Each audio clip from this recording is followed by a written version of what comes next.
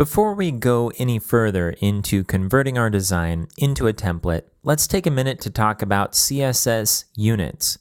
Now, you've seen a couple of different types of units. For example, if we look at this heading 3, you see that we set it to a font size of 24 pixels. Now, pixels was the first unit size we used. Pixels is also one of the more confusing because a pixel, to most of us, means a little dot on our screen. And if you've been using computers and smartphones in the last 8 years or so, you've noticed that the pixel density of screens has gone way up. On the screen where I'm recording this video, for example, a pixel is so small you can't see it with the naked eye. So would 24 pixels really be this big? Well, the answer is no, because pixels in CSS represent a standard unit of measurement, and it has nothing to do with the pixels on your actual screen. It's based on the pixel size of one of the original computer monitors where pixels were actually quite large, but now there's no connection between the two. So pixel is going to be an absolute size, regardless of whether we're seeing it on an old computer monitor or if it's being printed on a piece of paper, a pixel will still be the same size.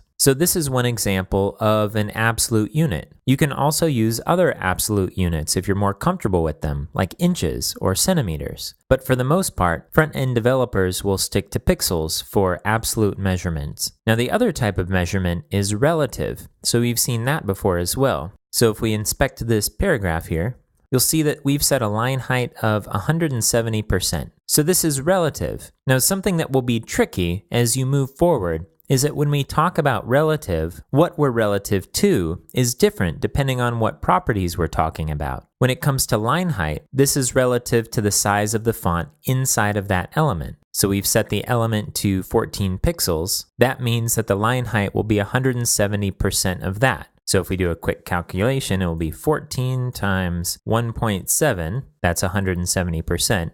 So it'll be 23.8 pixels. That means there's a space between the 14 pixel high font and the next line of about 10 pixels. But if we change the font size here, and let's do that, I'm going to do it in the element style because editing styles here will edit it directly in the styles.css file because we've connected up our style sheet directly with Chrome. So if we add our styles here, it won't edit our styles.css file. So we'll change the font size to 30 pixels. And if we look at what that changed, you see that there's still about the same relative space between each line.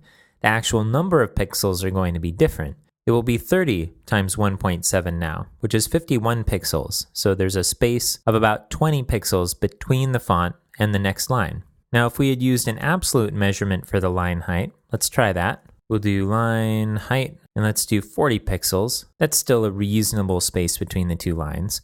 But then we change the font size, let's see, to 10 pixels. You can see that the spacing is still really big because the line height is 40 pixels. It's not relative to the font size anymore. So this is a good argument for using a relative unit whenever that unit size is related to some other unit size for some reason. In this case, the line height is directly tied to the font size. If we can, we want the line height to change automatically as our font size changes. And the way we can do that is by using a relative measurement here for the line height. I'm going to remove the font size here.